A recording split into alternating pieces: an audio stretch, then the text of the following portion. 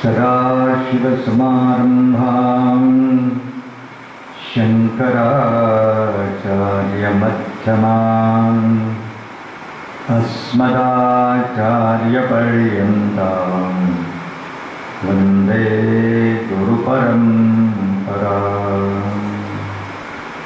श्रुतिस्मृतिपुराणानाम् आलयं करुणालयं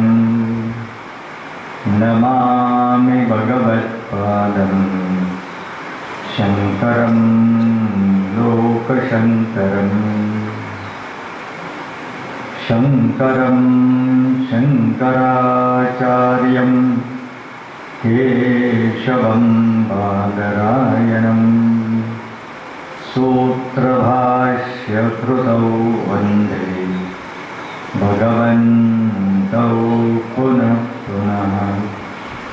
ईश्वरो गुरुरात्मेति मूर्तिभेदविभागिने व्योमवद्व्याप्तदेहाय दक्षिणामूर्तये नमः।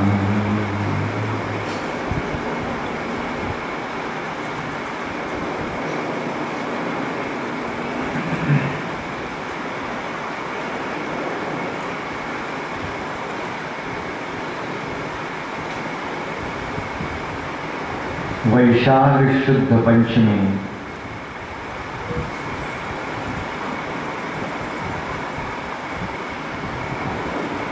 आजच्या या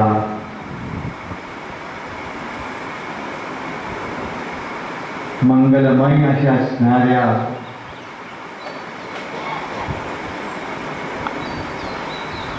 या दिवशी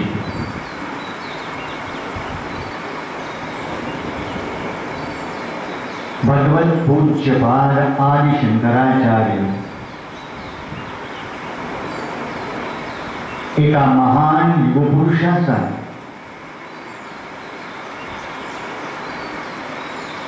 प्रत्यक्ष भगवान शिवाचा अवतार असलेल्या या आचार्यांचा अवतीर्ण दिवस।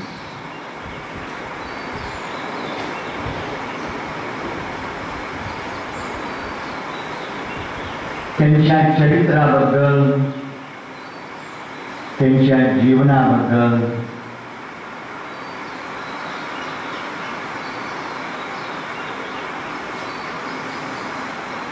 खूप काही सांगता येईल, लिहिता येईल, बोलता येईल, पण कितीही जरी बोललो,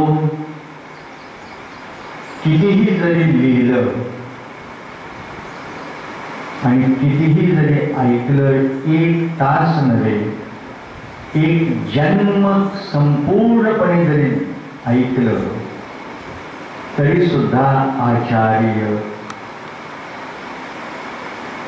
काय आहे हे कधीही समजणार नाही।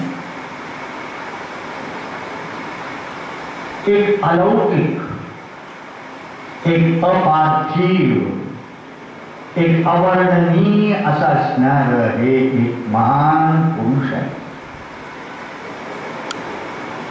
आणि त्यांच्या जीवनाबद्दल बोलायचं, त्यांच्याबद्दल बोलायचं म्हणजे त्यांचं चरित्र गान गायचं म्हणजे आचार्य समजतील असं नाही। कारण आचार्य ही एक व्यक्ती नाही आहे, आचार्य हे भगवान शिवाचा अवतार नाही, संपूर्ण वेदांचा हा, शास्त्राचा हा प्रत्यक्ष असलेला हा अवतार आहे। आणि म्हणून आचार्यांना जर समजावून घ्यायचं असेल तर शास्त्राला समजावून घेतलं पाहिजे आणि शास्त्राला जर समजावून घेतलं तरच कदाचित आम्ही एक लेश मात्र रूपानं आचार्य काय आहे हे समजू शकतो.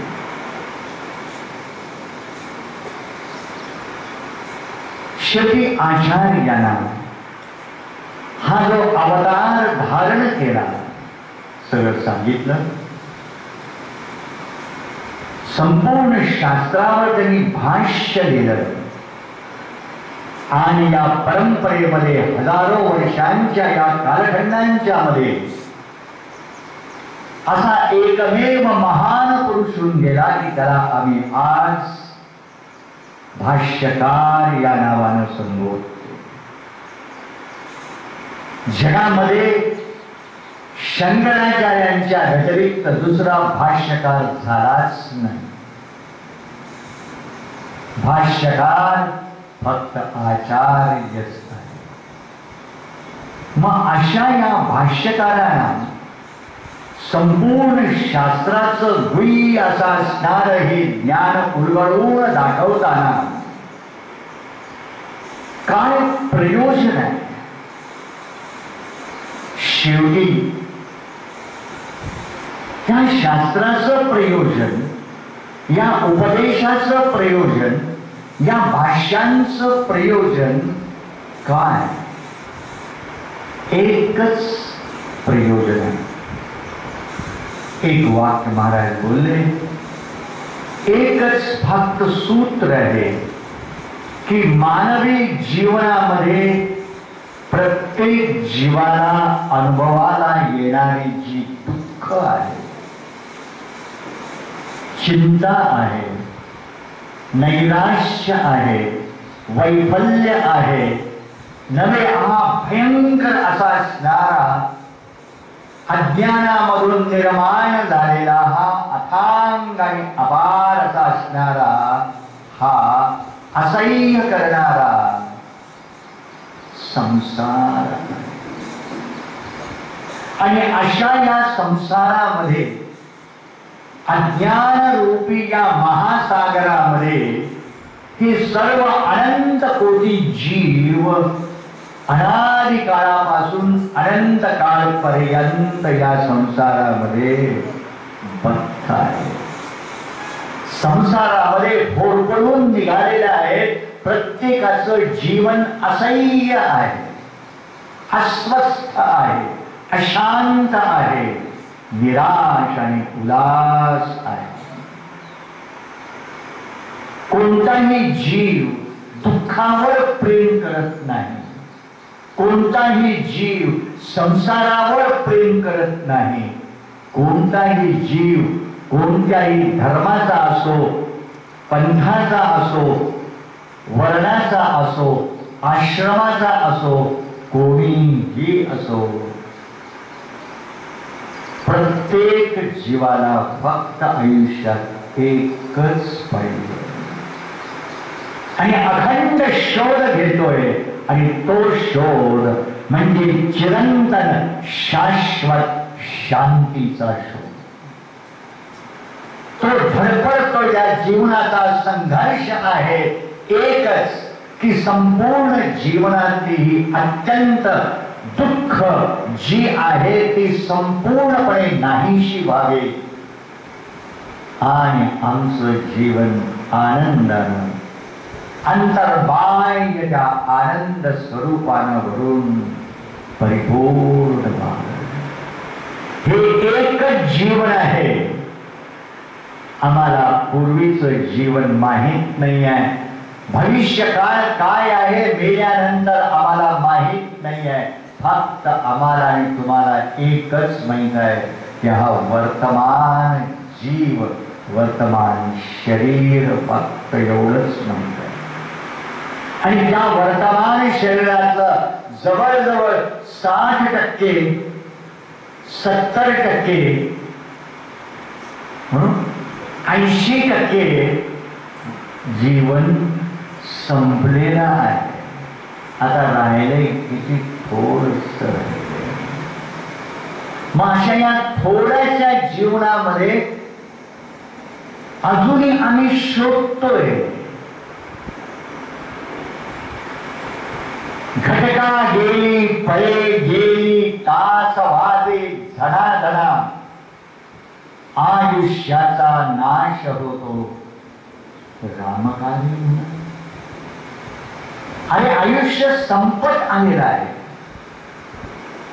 जीवनाची संध्याकाळ आलेली आहे, केव्हाही सूर्यास्त होऊ शकतो. लक्षात घ्या, सूर्यास्त व्हायला वेळ लागत नाही आहे.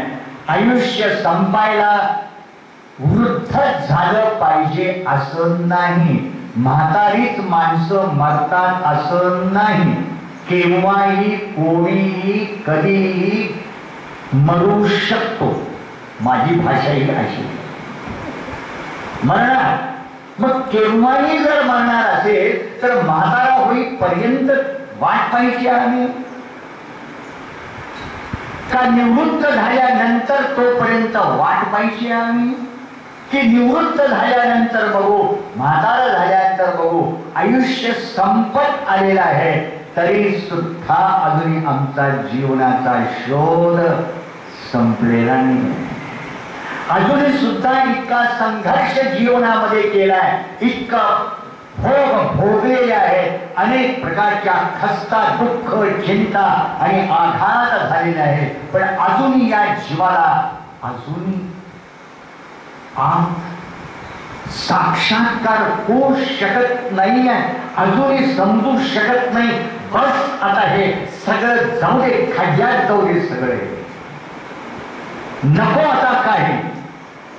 अरे एकदा तरी आयुष्यामध्ये ही अवस्था येणार केव्हा, कधी, आणि या आयुष्याच्या या अवस्थेला किती जन्म आम्ही वाट पाहतोय.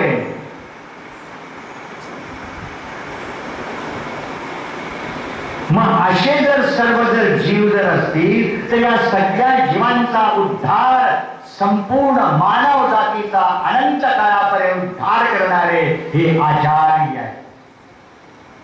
समुद्रामध्ये ज्याप्रमाणे दीपस्तंभ असतो, तो सर्व बोटींना दिशा दाखवतो, तो बोटींना प्रेरणा देतो आणि तो त्या बंदरापर्यंत सही सलामत तसा दीपस्तंभ आणतो. त्याप्रमाणे जीवनामध्ये भरकटलेल्या या जीवनामध्ये भरकटलेल्या या जीवांच्या गंगामध्ये एकच दीपस्तंभ आहे आणि तो दीपस्तंभ ज्ञानरूपी प्रकाशाचा आचार्यांचा दीपस्तंभ आहे. त्या दिशेनं गेलं पाहिजे, त्या दिशेनं आपण पारक्रमण केलं पाहिजे, तरच आपण आपल्या जीवनाच्या बंदरापर्यंत पोहोचू शकाल. त्याच वेळी तुमच्या जीवनामध्ये निदान संध्याकाळी तरी का विना, नव्हे जाता जाता तरी का विना, कारण विद्यारण्य स्वामी सुद्धा म्हणतात, परवा आपण पाहिले मागण्याला, की मरायच्या अगोदर तरी सुद्धा ही जरी अवस्था आली की बस आता शांत होऊ दे, ही सुद्धा एक भाग्याची, कृपेची आवश्यकता आहे.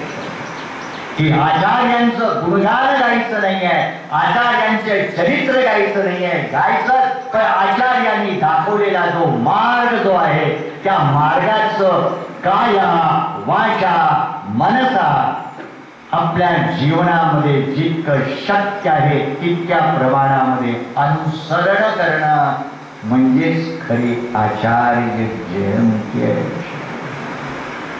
आचार्य सर्व मानव जातीला एकच सांगताय. काय सांगताय?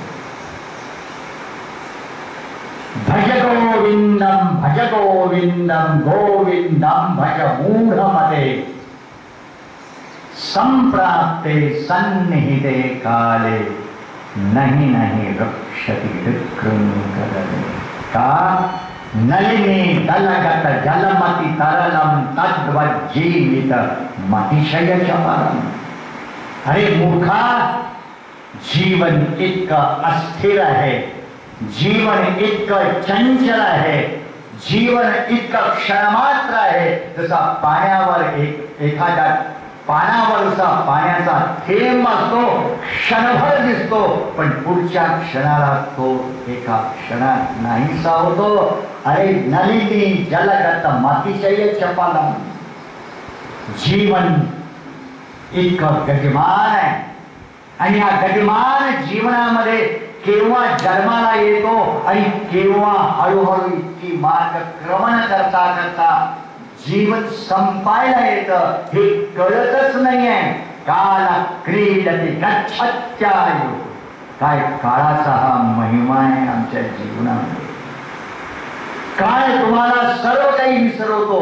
काळ तुम्हाला अध्यात्म सुद्धा विसरायला लावतो आणि काळ हा पुन्हा पुन्हा पुन्हा पुन्हा पुन्हा पुन्हा या विषयांच्याकडे प्रवृत्त करून विषयामध्ये आसक्त करतोय.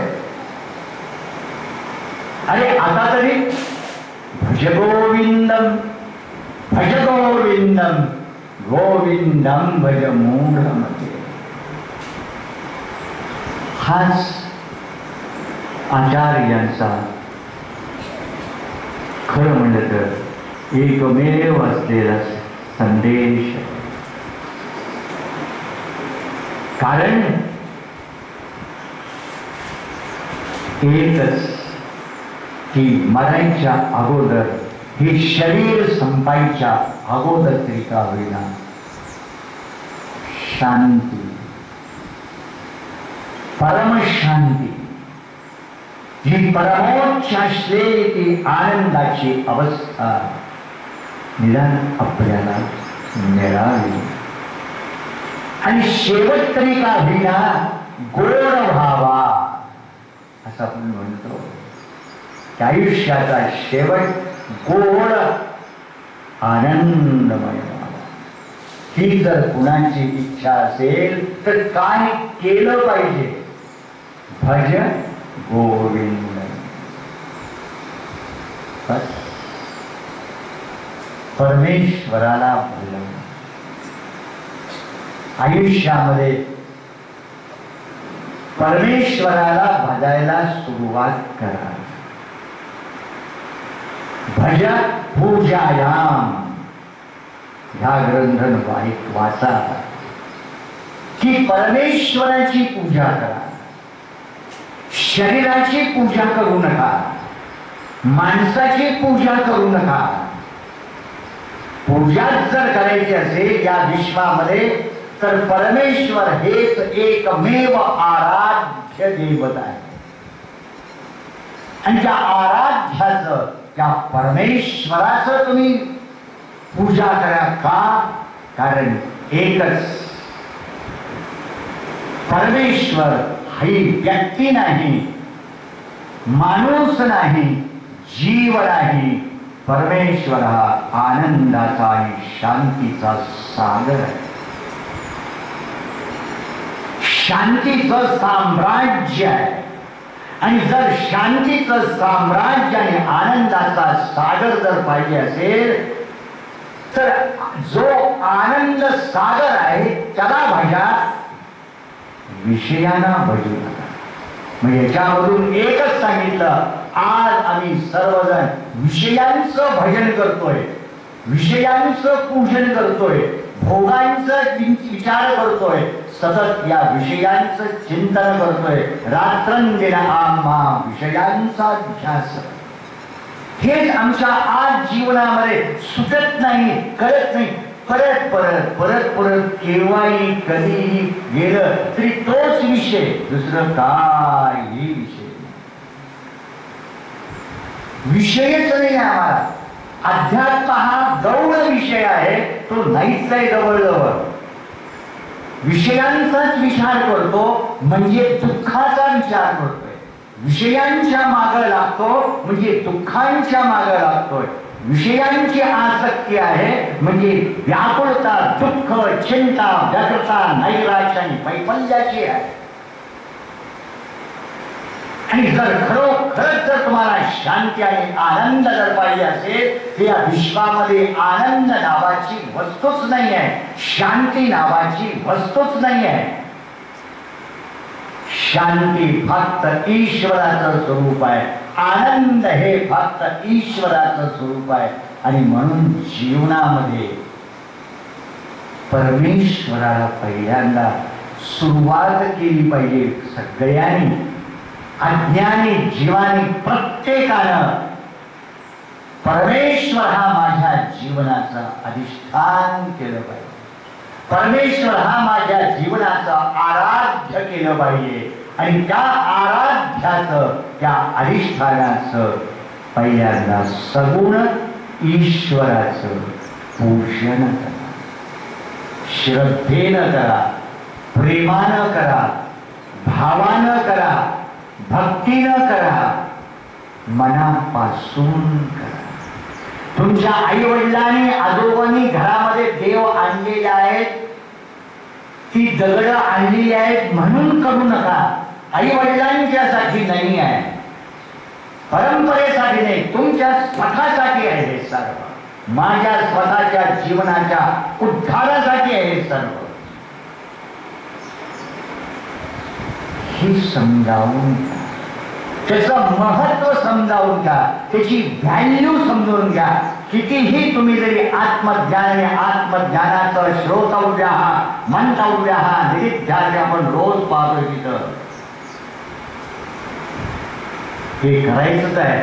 पण अजूनही ज्या वेळेला अनुभूती येत नाहीये, अजूनही आमच्या मनातले विकार कमी होत नाही आहेत, आमच्या मनातले क्षोभ आणि संताप कमी होत नाही आहे, आमच्या मनातले राग द्वेष कमी होत नाही आहे, तो पण कितीही जरी श्रवण केलं तरी त्या श्रवणाचं फळ मिळणार नाही. लक्षात, श्रवणाचं, या ज्ञानाचं, या शास्त्राचं जर फळ जर पाहिजे असेल, अनुभूती जर पाहिजे असेल, तर पहिल्यांदा मन तयार केलं पाहिजे. मन शुद्ध, मन निर्मळ, मन आसक्ती रहित, मन अंतर्मुख केलं पाहिजे. आणि यासाठी आचार्यांनी आता त्याला सांगितलं, अगदी बरोबर आहे नारायण, की जी आमची ही पूजा जी आहे, पूजा उरकून टाकायची नाही आहे. लक्षात घ्या, पूजा उरकून टाकताय म्हणजे शंकराचार्याला उरकून टाकताय असं मी म्हणेन. आता कसं करायची पूजा? ज्या आज शंकराचार्यांची जी विजन आहे, जी दृष्टी आहे, ती सामान्यातल्या सामान्यापासून श्रेष्ठ असलेल्या साधकापर्यंत प्रत्येक माणसाला, प्रत्येक जीवाला आचार्य उपदेश देत आहेत, मार्ग दाखवत आहेत. लक्षात घ्या, नव्हे आपण कितीही जरी साधन केले असलो तरी सगुण पूजा कधीही त्याग करायची नाही. लक्षात, कारण सगुण पूजा ही श्रद्धेनं, भक्तीनं, प्रेमानं, भावानं करा, तरच तुमचं मन शुद्ध निर्मळ, काही क्षण तरी का होईना आमचं मन विकार रहित व्हायला लागेल, आमचं मन विषय वृत्ती रहित व्हायला लागेल, ज्यांच्या ईश्वरामध्ये तन्मय आणि तल्लीन व्हायला. नवे नवे ईश्वराची सेवा करा. जीवनाचं ब्रीद जर असेल, जीवनामध्ये जर व्रत जर असेल, तर कोणतं व्रत आहे? नुसती पूजा नाही आहे. पूजा फक्त घरामध्ये तुम्ही मंदिरामध्ये कराल, देवघरामध्ये कराल. जीवनभर जगताना आमची ॲटिट्यूड काय पाहिजे? सेवा. भज सेवायाम, सेवा करा. आणि या सेवेमध्ये मातृसेवा, पितृसेवा. आचार्य मातृदेवो भव, पितृदेवो भव, आचार्य देवो भव, अतिथी देवो भव. हे ग्रस्थाश्रमाचं अधिष्ठान आहे, हे ग्रस्थाश्रमाचं सूत्र आहे की सेवा परमेश्वराची करायची आहे. आणि परमेश्वराची सेवा म्हणजे आई वडिलांची सेवा, मातृसेवा, पितृसेवा, अतिथी सेवा. म्हणजे आचार्यांची दृष्टी पहा. सेवा हे कर्म नाही आहे, सेवा श्रद्धेनं, प्रेमानं, भक्तीनं, निरपेक्ष वृत्तीनं केलेलं कर्म.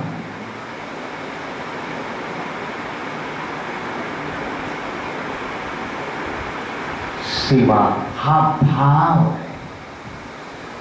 आणि हा भाव आज अंतःकरणामध्ये प्रत्येक क्षणाला मी करतो नाही, मी काहीच करत नाही, जे करतोय तोच करतोय, मी फक्त सेवा करतो, बस. तो शक्ती देतो, मला सामर्थ्य देतो आणि मी करत चालतो. आणि निष्काम सेवेमधला उदात्त तशातल्या त्या भावनांच्या मधून केलेल्या त्या सेवेमधला शुद्ध असा असणारा आनंद अनुभवा. पहिल्यांदा बोलायचं नसतं. समाजसेवा, राष्ट्रसेवा, मानव सेवा हे फक्त मोठे मोठे शब्द आहेत. त्याच्या मागं स्वार्थ असता कामा नाहीये. सेवेच्या मागं स्वार्थ असता कामा, निस्वार्थ असलेला, रागद्वेष रहित असलेला, अहंकार रहित असलेलं कर्म आहे. समर्पण वृत्तीनं केलेलं एक त्यागमय असं असलेलं हे एक कर्म आहे. घरामध्येही करू शकता, बाहेरही करू शकता, मंदिरामध्येही करू शकता. प्रत्येक कर्म हे ईश्वर यज्ञ कर्म करोमि तत्तदखिलं शंभो तवाराधनम करचरण कृतं वा कायजं कर्मजं वा. आपण रोज म्हणतोय की प्रत्येक कर्म मी, श्वास सुद्धा प्रत्येक कर्म मी ईश्वराची सेवा. बस. मी समाजाची सेवा करत नाही आहे, मी कुणाची नाही, माझ्या ईश्वराची सेवा. हा भाव जीवनामध्ये भज सेवायाम. सेवा हे व्रत आहे. लक्षात. तिसरा, हिथंच थांबायचं नाही आहे, मनाची तयारी करायची आहे. भज उपासना. परमेश्वराची उपासना करा. ज्या वेळेला शांत बसताय, ज्या वेळेला एकांतामध्ये बसताय, ज्या वेळेला एकटं बसताय, त्यावेळी कुणाचं स्मरण करणार, कुणाचं चिंतन करणार. या विषयांचं चिंतन नाही, माणसांचं चिंतन नाही, व्यक्तींचं चिंतन नाही, भविष्याचं चिंतन नाही. मी शांत बसतो, मी माझ्या ईश्वराचं चिंतन, ईश्वराची उपासना, देवता ध्यानम. ज्या आराध्य दैवत तुम्ही बाहेर पाहता तेच शंख चक्र गदा पद्मधारी आत. तुमच्या आत आहे परमेश्वर, तुमच्या जवळ आहे परमेश्वर. लक्षात घ्या. तुमच्या अंतरंगामध्ये जा, अखंड बळानं उपासना. आणि हीच उपासना म्हणजे परमेश्वराच्या नामाची उपासना असेल, रूपाची उपासना. आम्ही बोलतो खूप, पण प्रत्यक्ष कृती मात्र करत नाही. लक्षात घ्या. तुम्ही सर्वजण रिटायर झालेले आहात, 102-4 जण. काहीही वेळ, इतका वेळ आहे, इतका वेळ आहे. किती तुम्ही करू शकाल उपासना, किती तुम्ही शांत बसू शकाल. भरपूर वेळ आहे. फक्त हे जे काय आहे ना, हे एवढं जरा बाजूला ठेवा. बंद करू नका असं म्हणत नाही, बाजूला ठेवा. सारखं किती किती किती त्याला प्राधान्य, म्हणजे जीवनाला प्राधान्य नाही. आता उठल्यापासून रात्री झोपेपर्यंत चालू. मग असाच एखादा मेसेज त्या भगवंताला का देत नाही हो? तुम्ही कधी दिलाय का? भगवंताला एक मेसेज द्या, त्याच्याकडनं काय मेसेज येतो तो तरी पहा तुम्ही. किती वेळ आहे? तुम्हाला वेळ नाही, वेळ आहे. त्या वेळेचा सदुपयोग करणं हा आमचा पुरुषार्थ आहे. अरे करा, खरंच करा, नामस्मरण करा, उपासना करा, देवता ध्यान. कशासाठी? मनातले सगळे विषयांचे विकार, विषयांचे हे दोष सगळे गळून पडू दे. हळूहळू तरी का विना आपल्या पोरीनं आपलं मन शुद्ध, निर्मळ आणि अंतर्मुक्त करा. आणि नंतरच मग भज गोविंदम, भज गोविंदम, गोविंदम भज मूढमते. मग गोविंदाला भज म्हणजे गोविंदाला शरण जा. आणि गोविंदाला शरण जाणं म्हणजेच गोविंदाचार्य हे महान असलेले आचार्यांचे गुरु, गुरुना शरण. खरोखरच जर तुझं जीवन तुला परिपूर्ण करायचं असेल, कृतार्थ करायचं असेल, तर ईश्वराची जर पूजा आहे, ईश्वराची सेवा आहे, ईश्वराची उपासना आहे, अखंड मनानं जन्मभर करा. आणि तेच करता करता परमेश्वर तुम्हाला मार्ग दाखवेल. आणि हा जो मार्ग जो आहे ज्ञानाच्या प्रकाशाचा मार्ग आहे. आणि हा मार्ग ज्या वेळेला तुम्हाला समजेल ईश्वराच्या कृपेनं की निदान आता तरी आपण निदान सत्संगामध्ये जाऊया, बाकी संघामध्ये जाण्यापेक्षा तो सत्संग नाही आहे, तो कुत्संग आहे. त्या कुत्संगामध्ये जाण्यापेक्षा सत्संगामध्ये तरी जाऊया. हा संकल्प येणं त्याच्यासाठी सुद्धा जन्म जन्म सम करायला लागतं. लक्षात घ्या, जन्म जन्माची साधना केल्यानंतर वाटतं की सत्संगामध्ये जावं, ईश्वराचं दर्शन व्हावं.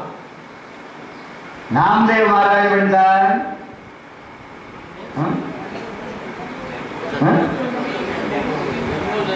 मला ऐकलं का? काय म्हणतो? हा बरोबर आहे, लक्षात आहे तुझं. जन्मोजन्मी आम्ही बहुपुण्य केले तेव्हा या विठ्ठले कृपा केली. अरे सत्संगामध्ये जावं ही सुद्धा संकल्पना ईश्वराच्या कृपेनं होते. तुम्ही केलेल्या जन्मजन्मातल्या साधने न होते.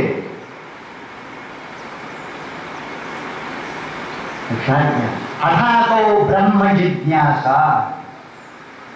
भगवान याच म्हणतात की जर यदृच्छेनं, जर कदाचित ईश्वराच्या कृपेनं आमच्या जीवनामध्ये जर शास्त्र झालं तर खरोखरच हे शास्त्र श्रवण करण्याचा प्रयत्न करा.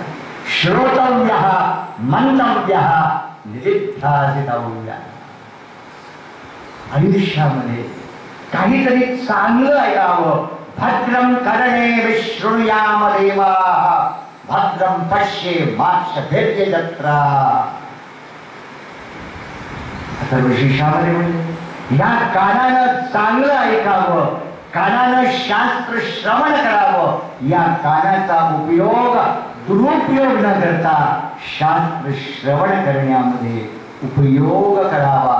कारण श्रवणानंच तुम्हाला जीवनात दिशा मिळणार आहे, प्रेरणा मिळणार आहे, स्फूर्ती मिळणार आहे. खरं जीवनात काय आहे आणि खोटं काय आहे हे फक्त शास्त्राच्या श्रवण मननामधूनच कळेल. शास्त्राच्या श्रवणामधूनच तुम्हाला समजेल निश्चितपणानं की परमेश्वर, परमेश्वर ज्याला मी म्हणतो त्या परमेश्वराचं दर्शन म्हणजे काय, खरोखर काय. मी सुद्धा ज्या वेळेला अगदी आरंभाला निघून गेलो त्यावेळेला कल्पना फार निराळ्या होत्या. ईश्वर दर्शन खूपदा भेटलेलं आहे, पुन्हा अनेकांना भेटलेलं आहे आयुष्यामध्ये. लहानपणापासून प्रत्येकानं निराळ्या कल्पना मला दिल्या. ईश्वर दर्शन असं होतं, असं होतं, असं होतं.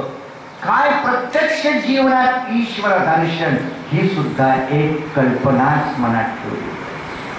पण ज्या वेळेला प्रत्यक्ष, ज्या वेळेला शास्त्र काय आहे आणि शास्त्राचं ज्या वेळेला श्रवणादी करायला लागतो गुरूंच्या कृपेनं आणि ईश्वराच्या कृपेनं, त्याच वेळेला समजतं की ईश्वर दर्शन म्हणजे काय. हे जर सत्य असेल तर जीवनामध्ये शास्त्र हेच प्रमाण आहे, शास्त्र हे जीवनाचं अधिष्ठान आहे, शास्त्र हे जीवन आहे. हे आमचं जीवन झालं पाहिजे. आणि मग श्रोतव्य मंतव्य निधिध्यातव्य, त्या परमेश्वराला भजा, परमेश्वर स्वरूप असलेल्या गुरुना भजा. गुरु हाच परमेश्वर, परमेश्वर हाच गुरु, आणि तोच तुम्हाला मार्ग दाखवत दाखवत दाखवत तिथं पर्यंत नेईल. आणि त्याच वेळेला समजेल की जे मी शोधत होतो ते बाहेर नाही आहे, ते बाहेरून मिळवत नाही आहे. जे मी जन्म जन्म शोधत होतो ते माझ्या जवळच आहे, माझं स्वरूप आहे.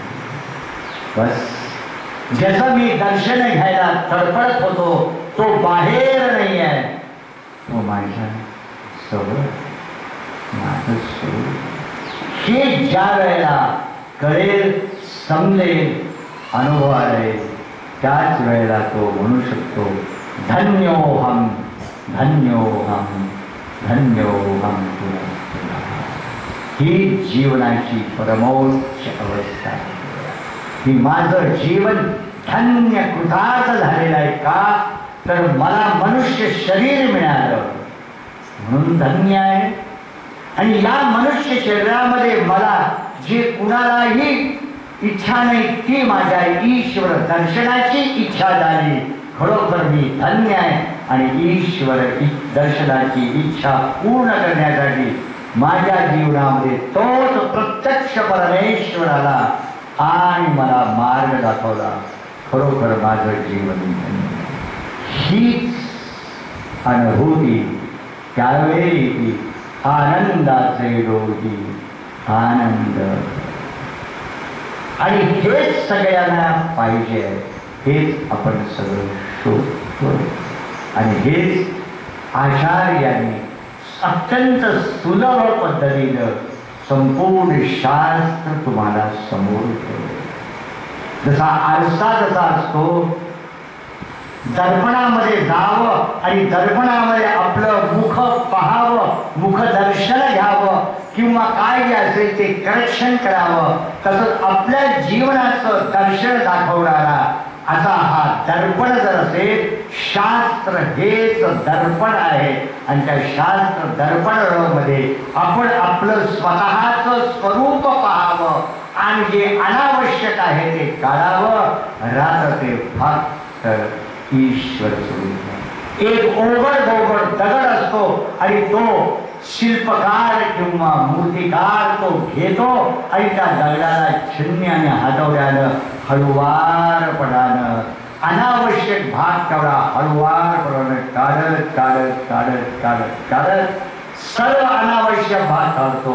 आणि जसा काढायचा राहतो तो फक्त आवश्यक ती मूर्ती ईश्वराचं स्वरूप प्रकट होतं, ईश्वराचं स्वरूप दर्शन होतं. अनावश्यक तो जसा भाग काढून मूर्ती साकार करतो, तसाच हा गुरु, हा परमेश्वर, हे आचार्य जर काही करत असतील तर शास्त्राच्या साह्यानं आपल्या आत अंतःकरणामध्ये अनावश्यक भाग हळुवारपणानं काढत काढत काढत जेवढं पाहिजे तेवढंच ठेवतात. आणि शेवटी राहतं ते एकच अहम ब्रह्मास्मी. हीच अनुभूती राहते. हेच शास्त्राचं कार्य आहे, हेच आचार्यांचं कार्य आहे. आणि हेच महान कार्य या युवक प्रवर्तक महान पुरुषानं खरोखर त्यांच्या जीवनामध्ये आपल्याला दिलेलं आहे. आणि म्हणून आम्ही तरी एका वाक्यामध्ये म्हणतो की आचार्य जर अवतीर्ण झाले नसते तर तुम्ही नसता, मीही नसतो. नव्हे, हा हिंदू हा शब्द सुद्धा नसतो. आचार्य आज आम्ही ठामपणाने इतकं जर बोलत असो, ही आमची कृपा नाही आहे, आमचं कर्तृत्व नाही आहे, आमचं पुरुषार्थ काहीही नाही आहे. जर काही असेल तर तो आचार्यांचा अवतार आहे आणि त्यांचा अवतार झाला म्हणून तुम्ही आणि मी आज या ठिकाणी शास्त्र अध्ययन, शास्त्राचं श्रवण म्हणणारे आम्ही करू शकतो आणि आम्ही आमचं तत्व पाहू शकतो. असं हे अलौकिकता असणारं महान योगपुरुषाचं जीवन किती बोलावं, फक्त त्यांना आपण नतमस्तक व्हावं आणि त्यांचे कृपा आशीर्वाद कटाक्ष करणाशांतः नमन मोहाभये नमः. की बस आमच्यावर त्यांनी कृपा करावी, फार कृपा नकोय, एक कटाक्ष जरी आचार्यांच्या म्हणून जरी आम्हाला मिळाला तरी आमचं जीवन कृतार्थ. हीच आचार्यांच्या चरणी प्रार्थना करतो आणि मी माझ्या वाणीला विराम देतो. ओम तत्सत.